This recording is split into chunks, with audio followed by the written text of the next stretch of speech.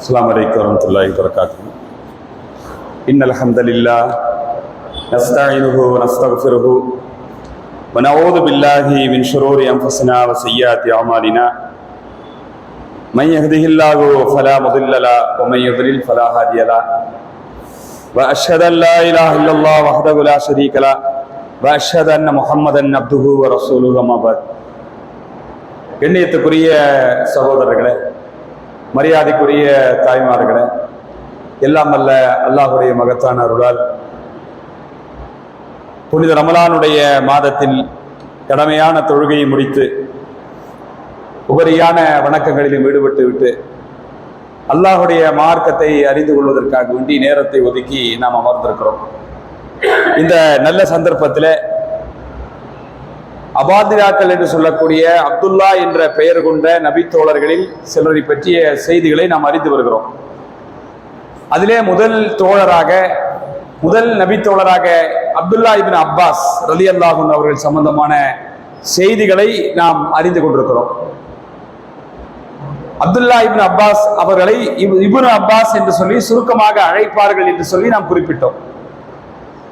இப்னு Abbas ரலியல்லாஹு அன்ஹு அவர்கள் இந்த சமுதாயத்தினுடைய பேரறிஞர், கல்வி கடல், நபிகள் நாயகத்தினுடைய துவாவுக்கு ஆளான, இறை மார்க்கத்தினுடைய அறிவுகளில் மிக தேர்ந்தவராக திகழ்ந்தார்கள்.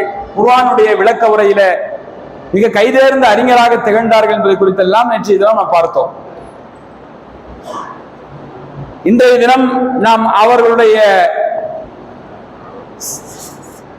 சேவைகளிலே முக்கியமான சேவையாக, வரலாற்றிலே பதிய பெற்ற ஒரு சேவையாக, அலி இப்னு அபீ தாலிபுடைய ஆட்சி காலத்தில் நடைபெற்ற ஹாரிஜியாக்களுடைய கிளர்ச்சிக்கிடையே, புரட்சிகளுக்கிடையே அவருடைய கல்வி பணி எப்படி நடந்தது என்பதைத்தான் இன்றைய தினம் நாம் பார்க்க இருக்கிறோம். முதலில் ஹாரிஜியாக்கள் அல்லது ஹவாரிஜிகள் என்று சொன்னால் யார் என்று கேட்டால், அவருடைய தொடக்கம், அவருடைய ஆரம்பம் எங்கிருந்து ஆரம்பிக்கிறது என்றால், நபிகள் நாயகம் ஸல்லல்லாஹு அலைஹி வஸல்லம் காலத்திலேயே அவர்கள் சம்பந்தமாக முன்னறிவிப்பு செய்யப்பட்டிருக்கிறது. ஹாரிஜியாக்கள் என்று சொல்லக்கூடிய கூட்டத்தை பற்றி என்ன முன்னறிவிப்பு செய்யப்பட்டிருக்கு என்று சொன்னால், ஹுனைன் போர் நடந்த காலகட்டம், அந்த ஹுனைன் போர் முடிந்து அதில் அந்த போரிலே கிடைத்த போர் செல்வங்களை நபிகள் நாயகம் பங்கிட்டுக் கொண்டிருந்த போது ஒருவர் எழுந்து, துல் ஹுவைஸ்ரத்து தமீமி என்று சொல்லக்கூடிய ஒருவர் எழுந்து, யாதில் யா முஹம்மத், முஹம்மதே நியாயமாக நீ நடந்து கொள்ளும், நேர்மையாக நீ நடந்து கொள்ளும், பங்கீட்டிலே அநீதி இழைக்காதீர் என்று சொல்கிறார். அல்லாஹ்வுடைய தூதரை பொறுத்த வரைக்கும் மற்ற உலக தலைவர்களை போன்று கிடையாது, உலகாயத ஆசை கொண்டவர்களும் கிடையாது. நேர்மையை உலகத்துக்கு போதிக்க வந்தவர், சத்தியத்தை உலகத்துக்கு போதிக்க வந்தவர், அல்லாஹ்வுடைய தூதர். அவரிடத்திலே போய் என்ன சொல்கிறார்? யாதில் யா முஹம்மத், முஹம்மதே நேர்மையாக நீர் பங்கீட்டை நடத்தும் என்று அவர் சொல்லுகிறார். சஹாபாக்கள் எல்லாம் கொந்தளிக்கிறார்கள். கொந்தளிச்சு அங்கிருந்த சஹாபாக்கள் ஒருத்தர் எழுந்து கேட்கிறார், அல்லாஹ்வின் தூதரை அனுமதி கொடுங்கள், இவன் ஒரு வழி பண்ணிடுறேன் அப்படின்னு கேட்கிறாங்க. ரசூல் ஸல்லல்லாஹு அலைஹி வஸல்லம் சொன்னாங்க, ஒண்ணு மன விட்டுருங்க அப்படிங்கிறாங்க.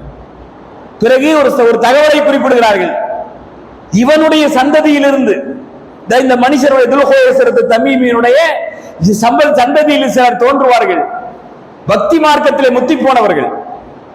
அவர்கள் குர்ஆனை ஓதுவார்கள். எப்பவுமே குர்ஆன் வழிபாடு, தொழுகை, நோன்புன்னு சொல்லி பயங்கரமா களை கட்டி இருக்கும். ஆனால் அவருடைய ஓதல் அவருடைய தொண்டையை தாண்டி உள்ளே போகாது. தொண்டை வரைக்கும் தான் அவங்களுடைய குர்ஆன் ஓதல், திலாவத்து எல்லாமே தொண்டை வரைக்கும் தான், உள்ளுக்குள்ள போகாது.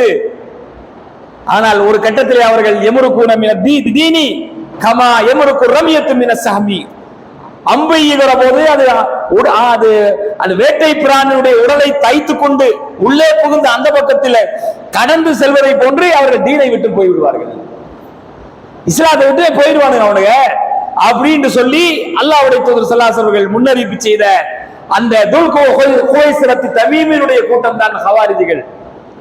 அல்லாஹ்வுடைய தூதர் ஸல்லல்லாஹு அலைஹி வஸல்லம் சொன்ன முன்னறிவிப்பு அது நடைபெறுகிறது. எங்கே நடைபெறுகிறது என்று கேட்டால், அந்த துல் ஹுவைஸ்ரத்து தமீமினுடைய சந்ததிகளிலே அப்துல்லா இப்னு வஹப் அர்-ராசிபி என்று சொல்லக்கூடிய ஒருவன், அவன் அலி இப்னு அபீ தாலிபுடைய ஆட்சி காலத்திலே அவன் கிளர்ச்சிகளில் ஈடுபடுகிறான்.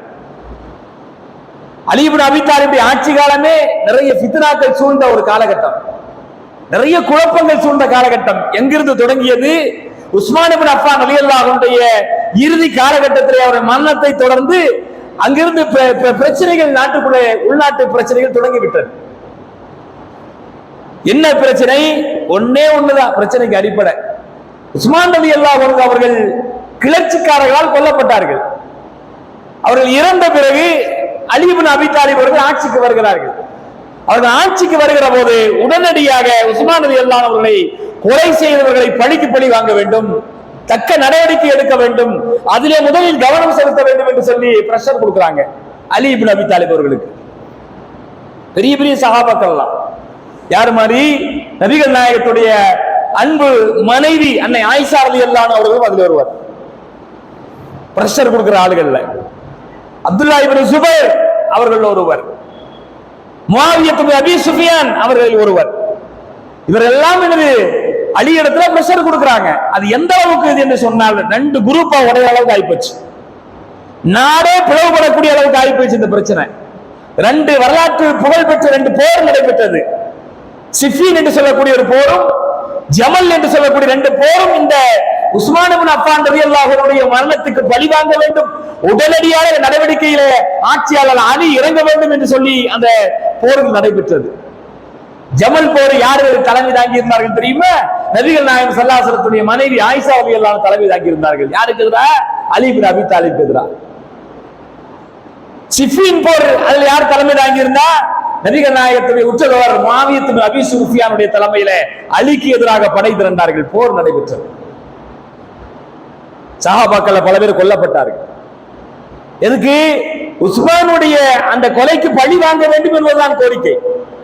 இது மிகப்பெரிய உள்நாட்டு கலவரத்துக்கு 2வது நாடு பிளவுபடுவது அளவுக்கு போனது.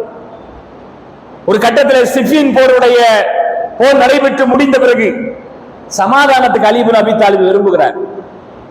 அப்படி விரும்பி என்ன செய்யறாருன்னு கேட்டா, 2 பேரை நடுவராக அதிகாரத்தை கையில கொடுத்து, பவரை கையில கொடுத்த, பவரா பட்டாணிக்குங்கிற மாதிரி சொத்துல கொடுக்கிற மாதிரி 2 பேரை நடுவராக நியமிக்கிறார்கள். யாரு? அலி ரலியல்லாஹு அன்ஹு சமாதானம் பேசுறதுக்காக வேண்டி. இந்த அணியில ஒருத்தர், அந்த அணியில ஒருத்தர். 2 பேர் யாரு? அபூ மூஸா அஷ்அரி ரலியல்லாஹு அவர்கள் ஒருவரும், அதே மாதிரி அந்த அணியில அப்துல்லா இப்னு அம்ர் இப்னு ஆஸ் ரலியல்லாஹு அவர்களும் 2 பேரை நடுவராக அதிகாரம் கொடுத்து மத்தியஸ்தம் பேசுவதற்காக நியமிக்கிறார்கள். இந்த காலகட்டத்தை பயன்படுத்திக் கொண்டுதான் அந்த குழப்பவாதி அப்துல்லா இப்னு வஹப் ராசிபி என்று சொல்லக்கூடியவன், ஹாரிஜியாக்களுடைய சிந்தனையிலே வந்தவன், ஒரு குழப்பம் விளைவிப்பதற்காக வேண்டி நேரம் காத்திருந்தவன், அவன் ஒரு வாதத்தை எடுத்து முன்வைத்தான். என்ன வாதம்? அதிகாரத்தை நீங்க 2 பேர் மத்தியஸ்தர் 2 பேர் நியமிக்க கூடாது, அதிகாரம் என்பதெல்லாம் அல்லாஹ் ஒருவனுக்கு மட்டும்தான். சில பேர் கேனத்தனமா பேசுவாங்க, குர்ஆன் வசனத்துல எடுத்து வந்து கேனத்தனமா பேசுற மாதிரி அந்த ஆள் பேசுறாரு. எப்படி? லா ஹுக்ம இல்லா லில்லாஹ், அதிகாரம் என்பது அதிகாரம் அல்லாஹ் ஒருவனுக்கு மட்டும்தான். நீங்க எப்படி அபூ மூஸா அஷ்அரியும் அப்துல்லா இப்னு அம்ர் இப்னு ஆஸையும் நீங்கள் எப்படி நடுவராக ஆக்கலாம், அதிகாரத்தை எப்படி கொடுக்கலாம் என்று சொல்லி ஒரு ஜமாத்தை பிளக்கிறார். ஜமாத்தை பிளந்தது மட்டுமல்ல, அவரோடு 12,000 பேர் பின்னாடி போறாங்க. கொஞ்சம் விவரம், ஆனா அவரும் கொஞ்சம் பேச்சாளர், நல்ல திறமையான ஆளு. அவர் சொன்னா அவங்க 10 பேர் கூட போவாங்களா இல்லையா? அப்ப அந்த காலத்திலேயே தொடங்கிருச்சது. 12,000 பேர் அலிக்கு எதிராக அலியுடைய ஜமாத்திலிருந்து வெளியேறுகிறார்கள். அதனால்தான் அவர்களுக்கு பேரு ஹாரிஜியா. ஹாரிஜியா வெளியேறியவர்கள். ஹாரிஜியான்னு கேட்டா ஆளுங்கட்சிக்கு எதிராக வெளியேறி சென்றவர்கள். போனது மட்டுமல்ல, அவர்கள் ஹரூரா என்று சொல்லக்கூடிய ஒரு ஊரை தேர்வு செஞ்சு அங்க போய் செட்டில் ஆயிட்டாங்க. 12,000 பேர். ஆனா ஈமான்ல பயங்கரமா கலகட்டு ரசூலுல்லாஹ் சொன்னாங்களா இல்லையா? எப்ப பார்த்தாலும் ஓதல், தொழுகை எல்லாமே இருந்துச்சு, இபாதத்துல கலகட்டி இருந்துச்சு, எல்லாம் மொட்டை அடிச்சிருந்தாங்க. அடையாளம் என்ன? பக்தி முத்தி மொட்டை போட்டுருவாங்க. மொட்டை போட்டுக்கிட்டு அவங்க அடையாளமே ரசூலுல்லாஹ் சொல்லுவாங்க. அவங்களுடைய அடையாளம் அசீமாகும் தஹலீக், மொட்டை தலையை மழித்துக் கொள்வது அவருடைய அடையாளம் என்று சொன்னார்கள் நபி ஸல்லல்லாஹு அலைஹி வஸல்லம். அப்ப இந்த மொட்டை போட்டு பக்தி மார்க்கம்ங்கிறதெல்லாம் ஹாரிஜியாக்களுடைய சிந்தனை தான், இஸ்லாத்துடைய சிந்தனை கிடையாது. மொட்டை போட்டா இஸ்லாம் நினைச்சிட்டு இருக்காங்க சில பேர். புரிஞ்சுங்களா? அது ரசூலுல்லாஹ் கத்துக் கொடுக்கல. அப்படி மொட்டை போடுறது பக்தி மார்க்கத்துடைய அடையாளம் கிடையாது. முதல்ல வசதிக்கு வேணா பேணி பொடுகு ஈரு ஏதாவது இருந்துச்சு சொன்னா போல போட்டுக்கலாம், வேற விஷயம். சூடு தாங்க முடியல, எனக்கு சளி பிடிக்குது, போட்டுக்கோ. மார்க்கத்தின் பெயரால் மொட்டை போடுறது நம்மள்ட்ட இருக்குது. இன்னைக்கு கூட தப்லீக் ஜமாத்துல பாருங்க, நல்ல 40 நாள் போயிட்டு வந்தவரை வலிச்சிருவாங்க. வலிச்சுதான் இது இஸ்லாத்துல முழுசா தூய்மையா பலபலன்னு வந்துட்டாங்கன்னு அர்த்தம். புரிஞ்சுங்களா? உம்ராக்கு ஹஜ்ஜுக்கு போயிட்டு வந்தா பலபலன்னு வரலாம். ஒரு அடையாளம், ஹஜ்ஜை முடிச்சுட்டு வந்திருக்காரு, உம்ரா முடிச்சுட்டு வந்திருக்காரு, ஒரு அடையாளத்துக்காண்டி செய்யப்படுது. அது மார்க்கத்துல உள்ளது. வேற நேரத்துல மொட்டை போடுறது மார்க்கத்துடைய அடையாளமா? அப்படியெல்லாம் ஒண்ணு கிடையாது. ஆனா ஹாரிஜியாக்கள் அதை செய்தார்கள். ரசூலுல்லாஹ் சொன்னாங்க, அந்த ஹாரிஜியாக்கள் அடையாளம் வேண்டுமா? சீமாகும் தஹலீக்கு, மொட்டை போடுவது, பக்தியின் பெயரால் மொட்டை போடுவது ஹாரிஜியாக்களுடைய அடையாளம் என்று நபிகள் நாயகம் ஸல்லல்லாஹு அலைஹி வஸல்லம் சொன்னார்கள். இப்போ இவருடைய விஷயம் ரொம்ப முத்தி போயிட்டு இருந்துச்சு. கருத்துக்கள்ல வேற இஸ்லாத்துல நவீனமான கருத்துக்கள்லாம் கொண்டு வர ஆரம்பிச்சிட்டாங்க. ஜமாத் தோன்றியாச்சு. ஜமாத் தோன்றினாலே அதை காப்பாற்றணுமா இல்லையா? புதுசா ஏதாவது சொல்லி ஆகணும். அதே கருத்து பழைய கருத்து சொல்லிட்டு இருந்தா ஜமாத் ஓடாது. புரிஞ்சுங்களா? புதுசா ஏதாவது சொல்லணும், ஏற்கனவே சொன்னதை மாத்தி சொல்லணும். ஏதாவது சொன்னாதான் ஜமாத் ரன் ஆகும். புரிஞ்சுங்களா? அந்த மாதிரி இன்னைக்கு இருக்கிறாங்கல்ல சில பேரு, ஜமாத்தை உடைச்சு தனியா போன பிறகு புது கருத்தோடு சொல்லுவாங்க. ஏற்கனவே அவர் சொன்னதே அவர் மாற்றமா சொல்லுவார். ஏன்? ஜமாத்தை ரன் பண்ணணுமா இல்லையா? அதை புதுசா சொல்றாரு, பரவாயில்ல, ஆய்வு பயங்கரமா இருக்குன்னு காட்டுறதுக்காக வேண்டி ரன் பண்ணுவாங்க. புதுசா பல கருத்துக்களை கொண்டு வருவாங்க.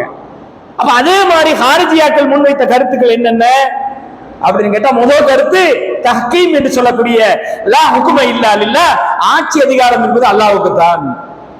குர்ஆன் இந்த வசனத்தை எடுத்து ஆதாரம் காட்டினாங்க. இப்ப வேற யாரும் கலீஃபாக ஆட்சிகள் வரக்கூடாது, இஸ்லாமிய ஆட்சி அதிகாரம் இருக்கக்கூடாது. இதெல்லாம் நாட்டு நடப்புக்கு ஒத்து போகாத கருத்துக்கள். அல்லாஹ் அது என்ன சொல்றான் தெரியுமா? பேரிண்டத்தினுடைய ஆட்சி அல்லாஹ்வுக்குரியதுன்னு சொல்லும் போது ஆட்சி அதிகாரம் அல்லாஹ்வுக்குரியதுன்னு சொல்றான்.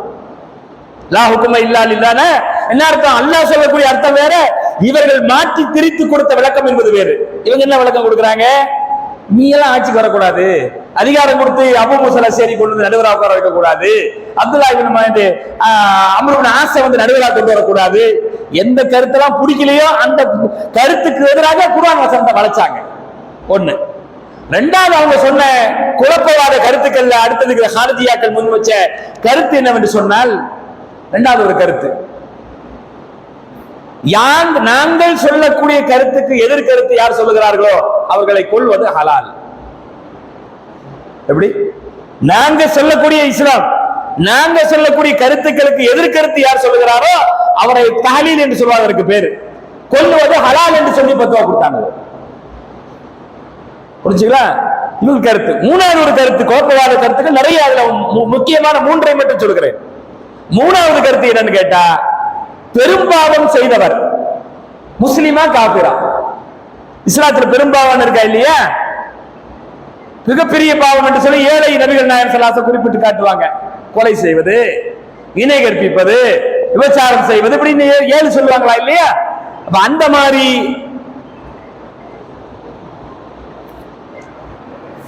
நபிகள் நாயகம் ஸல்லல்லாஹு அலைஹி வஸல்லம் சொன்ன அந்த பெரும்பாவம் இருக்கு, அந்த பெரும்பாவம் செய்தவர் முஸ்லிமா காபிரா? நீங்க என்ன சொல்றீங்க? பெரும்பாவம் செஞ்சவர் முஸ்லிமா காபிரா?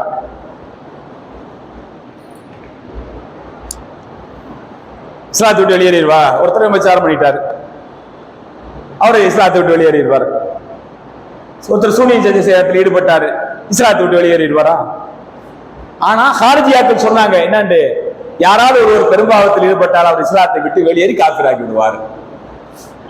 கொஞ்சம் கூடுதலான ஒரு கருத்தை அவர்கள் சொன்னார்கள்.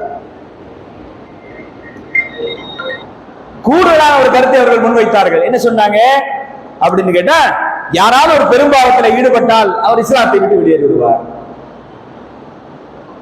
இந்த மாதிரி இஸ்லாத்துல இல்லாத, இஸ்லாத்தினுடைய அடிப்படைக்கு எதிரான கருத்துக்களை முன்வைத்தவர்கள் ஹாரிஜியாக்கள். இது பிரச்சனை நாளுக்கு நாள் அவங்களுடைய ஆதரவாளர்கள் பெருகிக் கொண்டிருக்கிற ஒரு தனி ஆட்சி, அலியுடைய ஆட்சிக்கு எதிராக கிளர்ச்சி செய்வதற்கு, ஆட்சி மாற்றத்தை கொண்டு வருவதற்குண்டான முயற்சி நடக்கிறது. அப்துல்லாஹ் இப்னு வஹப் ராசிபியினுடைய தலைமையில ஹாரிஜியாக்களுடைய கிளர்ச்சி அந்த நாளுக்கு நாள் அதிகமாகிற போது இவர்கள் ஒடுக்குவதற்காக வேண்டி நபிகள் நாயகம் சொன்னார்கள். ரசூலுல்லாஹ்வே சொல்லியிருக்கிறாங்க, அந்த மாதிரி காலகட்டம் வருகிற போது அவங்கள நீங்க நடவடிக்கை எடுங்கன்னு சொல்லியிருக்கிறாங்க. நீங்க சத்தியத்தை அந்த நேரத்தில் நடவடிக்கை எடுத்தா நீங்கள் சத்தியத்துக்கு ஆதரவாக இருப்பீர்கள் என்று சொல்லிட்டு, நீங்கள் யாருக்கு எதிராக போர் எடுக்கிறீர்களோ அவர்களுடைய அந்த கூட்டத்திலே ஒருவன் இருப்பான், அவன் கொல்லப்படுவான், அவனுடைய கை ஒன்று ஊனமாக இருக்கும். அந்த கை எப்படி இருக்கும் என்று சொன்னால், பெண்ணுடைய மார்பகத்தை போல அந்த கையினுடைய அமைப்பு இருக்கும் என்று சொல்ல அடையாளம் சொல்றாங்க. அந்த கூட்டத்தில் ஒருத்தன் இருப்பான் அப்படின்னு முன்னறிவிப்பே செய்யப்பட்டிருக்கிறது. அவர்களுக்கு எதிராக நடவடிக்கையில் இறங்க வேண்டும் ஆட்சியாளர் என்று. அப்ப அலி இப்னு அபீ தாலிப் அவர்கள் அவரை ஒடுக்குவதற்காக வேண்டி அவர்கள் நிர்வாக ரீதியாக நடவடிக்கை எடுப்பதற்கு ஆட்சியாளர் என்ற வகையிலே அவர்கள் தயாரானார்கள். அதற்கு முன்னதாக பேசி பார்ப்பதற்காக வேண்டி அங்க அலி இப்னு அபீ தாலிப் அவர்கள் யாரை அனுப்புகிறார் என்று கேட்டால் அப்துல்லா இப்னு அப்பாஸ் ரலியல்லாஹு அவர்களை தான் அனுப்புகிறார்கள். இப்னு அப்பாஸை அனுப்புகிறார்கள். இப்னு அப்பாஸ் ரலியல்லாஹு அவர்களிடத்தில் விவாதம் செய்வதற்கு தயாரானார்கள். சொல்ல போனால் இஸ்லாத்தில் நடந்த முஸ்லிம்கள் இடையிலே நடைபெற்ற முதல் விவாதம் அதுவாகத்தான் இருக்க வேண்டும் நினைக்கிறேன் நான். யாரு ஹாரிஜியாக்களுக்கும் இஸ்லாமிய சாம்ராஜ்யத்தினுடைய ஆட்சியாளர் அலி இப்னு அபீ தாலிபினுடைய ஆதரவாளர் அப்துல்லா இப்னு அப்பாஸ் அவர்களுக்கும் இடையே விவாதம் நடைபெற்றது. அந்த விவாதத்தில் பல்வேறு விஷயங்கள் குறித்து பேசப்பட்டது. அதுல முக்கியமான 3 குற்றச்சாட்டுகளை அவர்கள் முன்வைத்தார்கள். போர் நடைபெற்றது. அதுக்கு முன்னாடி அலி இப்னு அபீ தாலிபுக்கும் அந்த ஹாரிஜியாக்களுக்கு மத்தியில் போர் நடக்குது. அந்த விவாதம், அந்த போருக்கு பிறகுதான் விவாதம் நடக்குது. அதுல பலரும் என்ன செய்யாங்க, அவர்கள் கொல்லப்பட்டார்கள். ஹாரிஜியாக்களில் பலர், கிட்டத்தட்ட 2000 பேருக்கு மேல் கொல்லப்பட்டிருக்கிறார்கள் அந்த போர்ல. ஹாரிஜியாக்கள் அதாவது நஹரவான் என்று சொல்லக்கூடிய இடத்தில் வைத்து நடைபெற்ற அந்த போரிலே 2000 ஹாரிஜியாக்கள் கொல்லப்பட்டார்கள். அப்படி கொல்லப்பட்டு யுத்தம் முடிந்த பிறகுதான் இந்த விவாதம் நடக்கிறது. அப்படி விவாதம் செய்கிற போது அவர்கள் முன்வைத்த குற்றச்சாட்டு என்னவென்று சொன்னால், அலி இப்னு அபீ தாலிபுக்கு எதிராக வைத்த வாதம் என்னவென்று சொன்னால், எப்படி நீங்கள் நடுவரை நியமிக்கலாம், அதிகாரமுடையவரை நீங்கள் எப்படி நியமிக்கலாம், அதிகாரம் என்பது அல்லாஹ் ஒருவனுக்கு மட்டும்தானே அப்படின்னு ஒரு வாதத்தை முன்வைக்கிறாங்க. நடுவரை நியமிக்க கூடாது, அதிகாரம் கொடுக்கப்பட்டவர்களை நியமிக்க கூடாது என்று சொல்லி அவர்கள் சொல்ல வருகிறார்கள். ஏன்னா லாவுக்குமா இல்ல அதிகாரம் என்பது அல்லாஹ்வுக்கு தான்ங்கிற வாதத்தை முன்வைக்கிறார்கள். குர்ஆன் வசனத்தை எடுத்து போடுகிறார்கள். அப்போ இப்னு அப்பாஸ் ரலியல்லாஹு 2 வசனத்தை எடுத்து முன் வச்சாங்க. புருஷன் பொண்டாட்டி கடையில சண்டை நடந்துச்சுன்னு சொன்னா அது அடுக்கடுக்கா என்ன செய்யணும்னு அல்லாஹ் சொல்லி போட்டு கடைசியா தலாக் செய்வதற்கு முன்னாடி பெண் வீட்டு தரப்பிலிருந்து ஒரு நடுவரையும் ஆண் தரப்பிலிருந்து ஒரு நடுவரையும் நியமிங்கிறது அல்லாஹ் குர்ஆன்ல சொல்றான். சின்ன புருஷன் பொண்டாட்டி சண்டைக்கு கூட ஒரு அல்லாஹ் ஒரு நடுவரை நியமிக்க சொல்லுகிற போது ஒரு நாட்டுல குழப்பம் நடக்குது, ஒரு போரே நடக்குது, சிஃபின் போர் நடக்கிறது. அப்ப நாட்டில அந்த பிளவை தவிர்ப்பதற்காக வேண்டி 2 நடுவரை நியமித்தால் அதிகாரத்தை அவருக்கு வழங்கினால் என்ன தவறு என்று கேட்டார். பேச்சு பேச முடியல அவங்களால. குடும்ப சண்டை, புருஷன் முன்னாடி சண்டைக்கு கூட அல்லாஹ் தஆலா அங்க ஒரு நடுவர் இங்க நடுவர் அனுப்ப சொல்றான், அதிகாரத்தை கொடுத்து அனுப்ப சொல்றான். அதே மாதிரி இஹ்ராம் கட்டினவரு வேட்டையாடக்கூடாது. இன்னைக்கு இருக்கிறவங்களுக்கு வேட்டையாடக்கூடிய எந்த வாய்ப்பு இருக்காது, அது வேற விஷயம். அன்னைக்கு எல்லாம் காட்டு பகுதியில போகணும், பயணம் பண்ணி போகணும். இஹ்ராம் கட்டிட்டு இஹ்ராமுடைய எல்லையிலிருந்து போறாங்கன்னு சொன்னா பாலைவனத்தை கடந்து செல்லும் போது முன்னாடியே என்ன ஓடும், முயல் ஓடும், மான் ஓடும். பார்த்துட்டு சும்மா இருக்க முடியுமா? அந்த காலத்துல அவங்களுடைய உணவே அதுதானே, பாலைவனத்துல உடனே வேட்டையாடிடுவாங்க. ஆனா இஹ்ராம் கட்டின ஒரு ஆளு உம்ராவுக்காண்டி இஹ்ராம் கட்டியிருக்கிறாரு அல்லது ஹஜ்ஜுக்காக வேண்டி இஹ்ராம் கட்டியிருக்காருன்னு சொன்னா அவர் வேட்டையாடக்கூடாது. அது இஹ்ராமுக்கு எதிரான சட்டம் அது. அப்படி யாராவது வேட்டையாடிட்டான்னு சொன்னா அல்லாஹ் குர்ஆன்ல சொல்றான், அந்த கொல்லப்பட்ட வேட்டையாடப்பட்ட பிராணிக்கு நிகரான ஒரு நம்ம பழக்கத்தில் இருக்கக்கூடிய ஒரு கால்நடையை பலியிட்டு அதை தர்மமாக வழங்க வேண்டும் சொல்றான். அதை தீர்மானிப்பதற்காக வேண்டி உங்களில் நல்ல மார்க்க தெளிவு இருக்கக்கூடிய 2 நடுவரை நியமித்துக் கொள்ளுங்க என்று சொல்றான். தீர்ப்பு சொல்றதுக்கு 2 நடுவரை நியமிச்சுக்குங்க. முயலா சின்ன குட்டி ஆட்டுக்குடி 6 மாச குட்டியை கொடு, மானா ஒரு ஆட்டுக்குடி 1 வருஷம் பூர்த்தியான ஆட்டுக்குட்டியை கொடு, இப்படின்னு சொல்லி அந்த கால்நடைகளுக்கு பலியிடுவதற்கு அதற்கு ஈக்குவலான கால்நடைகளை தேர்வு செய்வதற்கு நடுவர்களை நியமிக்க அல்லாஹ் சொல்றாங்க. ஆட்டுக்கு முயலுக்கு கூட அல்லாஹ் தஆலா நடுவரை நியமிக்க சொல்ற, அதிகாரத்தை கொடுக்க சொல்ற. அப்படின்னா ஆட்சி அதிகார விஷயத்தில் என்னது, அதிகாரம் அல்லாஹ்வுக்கு தான் செய்வது எப்படி அது சரியாக ஆகும் என்று சொல்லி இப்னு அப்பாஸ் கேட்டோன்னா பாதி அப்படியே எல்லாம் ஆஃப் ஆயிட்டாங்க. ஒன்னாவது. 2வது விஷயம் என்ன சொன்னாங்க, எங்களுக்கு எதிராக நீங்கள் போர் தொடுத்தீர்கள், அதாவது முஸ்லிம்களுக்கு எதிராக நீங்கள் போர் தொடுத்தீர்கள். அப்படி போர் தொடுத்திருந்தான்னு சொன்னார் 2 ஒண்ணு நாங்க காஃபிர் அல்லது முஸ்லிம். முஸ்லிமாக இருந்தால் முஸ்லிமின் மீது போர் தொடுக்க கூடாது. லாஜிக்கா பேசுறாங்க. முஸ்லிமா இருந்தா முஸ்லிம்களுக்கு எதிராக போர் தொடுக்க கூடாது. காஃபிராக இருந்தால் எந்த காஃபிர்கள் மீது நீங்கள் போர் தொடுக்கிறீர்களோ அவர்களை கைது செய்து கைதியாக ஆக்கி அடிமையாக ஆக்க வேண்டும். ஏன் எங்களை கைதி ஆக்கல, எங்களை அடிமையாக ஆக்கல? போர் நடந்துச்சா இல்லையா? எங்களுக்கு எதிராக நகர்வான்ல வச்சு போர் நடந்துச்சு. கிட்டத்தட்ட 2000 பேர் கொல்லப்பட்டிருக்கிறாங்க. மற்றவங்களை எல்லாம் அரெஸ்ட் பண்ணி எங்களை கைதியாக்கல. இதுல சூட்சமான கேள்வி இருக்குது. அந்த முஸ்லிம்களுக்கு எதிரான போர் என்று சொல்லுகிற போது ஜமல் போரும் வரும், முஸ்லிம்களுக்கு எதிரான போர் என்கிற போது சிஃபின் போரும் வரும், முஸ்லிம்களுக்கு எதிரான போர் என்கிற போது நகர்வான்ல நடந்த கார்ஜியாக்களுக்கு எதிரான போரும் வரும். அப்ப ஏன் எங்களை அரெஸ்ட் பண்ணி எங்களை அடிமையாக்கலன்னு கேட்கிறாங்க. இதுல உள்குத்து இருந்துச்சு. என்ன உள்குத்து தெரியுமா? அப்படி அரெஸ்ட் பண்றாங்க. யாராய் அரெஸ்ட் பண்ண தெரியுமா? ஆயிஷா ரலியல்லாஹு அன்ஹா அரெஸ்ட் பண்ணணும், அவங்களை அடிமையாக ஆக்கணும். முஆவியாவை அரெஸ்ட் பண்ணி அடிமையாக ஆக்கணும். அப்ப ஏன் ஆக்கலன்னு சொல்ற, அவங்க அடிமையாக ஆக்கிறதுக்காக ஐடியா பாக்குறாங்க, ஐடியா போடுறாங்க, திட்டமிடுறாங்க. அப்ப இப்னு அப்பாஸ் இதுக்கு பதில் சொல்லி ஆகணும். அப்ப சொன்னாங்க, நீங்கள் என்ன சொல்ல வரீங்க எனக்கு தெரியுது, என்ன நோக்கத்தோடு நீங்கள் சொல்ல வரீங்க தெரியுது. போர் நடைபெற்றால் கனிமத்தாக போர் செல்வமாக அந்த போரில் ஈடுபட்டவர்கள் கைது செய்யப்பட வேண்டும், அடிமையாக்கப்பட வேண்டும் என்று சொல்லி எதிர்பார்க்கிறீர்கள். அப்படியானால் அல்லாஹ் குர்ஆனில் யாரை உங்களுடைய தாயார் என்று அல்லாஹ் அழைக்கிறானோ அந்த உம்முல் முஃமினீன் மூமின்களுடைய தாயார் ஆயிஷாவை அடிமையாக்க வேண்டும் என்று நீங்க சொல்ல வருகிறீர்களா? அப்ப நாங்க காஃபிராக்கணும், எங்கள் தாயாரையே நாங்கள் அடிமையாக்கி நாங்கள் காஃபிராக வேண்டும் என்று எதிர்பார்க்கிறீர்களா? அதுக்கு கூடுமா? ஆயிஷா ரலியல்லாஹு அன்ஹா அரெஸ்ட் பண்ணலாம். போர் நடந்தது வேற விஷயம், அவங்க வந்துட்டாங்க, அவங்க போர்ல ஈடுபட்டுட்டாங்க. உயிரை தற்காத்துக் கொள்வதற்காக போர் செய்ய வேண்டிய கடமை ஆட்சியாளருக்கு ஏற்பட்டு விடுகிறது. அதனால நம்ம தாயாரையே நாமே அடிமையாக்க வேண்டிய ஒரு சூழ்நிலை வந்துவிடும் என்கிற காரணத்தினால் தான் கைது செய்யவில்லை என்று சொல்லி அதுக்கு பதில் சொல்கிறார்கள். இப்படி இரண்டாவது குதர்க்கமான கேள்விகளை அடுக்குகிறார்கள். புரிஞ்சுங்களா? இதெல்லாம் கேட்ட பிறகு இந்த கேள்விகள் எல்லாவற்றுக்கும் அவர் பதில் சொல்றாங்க. யாரு? அப்துல்லா இப்னு அப்பாஸ் பதில் சொன்ன பிறகு அந்த கூட்டத்தில் இருந்த 2000 பேர் மனம் திருந்தி அலி இப்னு அபீ தாலிபுடைய அந்த அணிக்கு வந்து சேர்ந்தார்கள் என்பது வரலாற்றில் எழுதப்பட்டிருக்கிற உண்மை. இதுக்கு பிறகு என்ன செஞ்சாங்க என்று சொல்ல, அவங்களுடைய கூட்டம் கொஞ்சம் கொஞ்சமா அழிஞ்சு அழிஞ்சு அழிஞ்சு அது அந்த கூட்டமே இல்லாமல் ஆகி இப்போது கூட ஓமன், அதாவது உமான் நாட்டிலே இபாதியாக்கள் என்ற ஒரு கூட்டம் இருக்கிறது. அந்த கூட்டம் யாருன்னு கேட்டா ஹார்ஜியாக்களுடைய அந்த அந்த வீரியம் குறைந்து, ஆனா அதே கருத்தில் ஒரு சில கருத்துக்களை வைத்துக் கொண்டு கொலை முஸ்லிம்களை கொள்ளலாம், அந்த மாதிரி இருக்கக்கூடிய கருத்துக்களை எல்லாம் தளர்த்தி கொண்டு இருக்கக்கூடிய அந்த கூட்டம் இன்றைக்கும் இபாதியாக்கள் என்ற கூட்டம் ஓமன்ல இருக்கிறார்கள் என்பது இன்றைக்கு வந்திருக்கக்கூடிய நியூஸ். புரியுதுங்களா? அப்போ இந்த மாதிரியான ஒரு அறிவும் தெளிவும் இருந்த காரணத்தினால் ஒரு மிகப்பெரிய கூட்டத்துக்கு தீர்வு கிடைக்கக்கூடிய அல்லது தெளிவை தரக்கூடிய ஒரு வாய்ப்பு அப்துல்லா இப்னு அப்பாஸ் ரலியல்லாஹு அன்ஹு அவர்களால் கிடைத்தது என்பதை நாம் புரிந்து கொள்ள வேண்டும். அவர்கள் சம்பந்தமான இன்னும் சில செய்திகள் இருக்கின்றன. தொடர்ச்சியாக நாளையும் காண்போம். வாஹிர் தாவானா அல்ஹம்துலில்லாஹி ரப்பில் ஆலமீன்.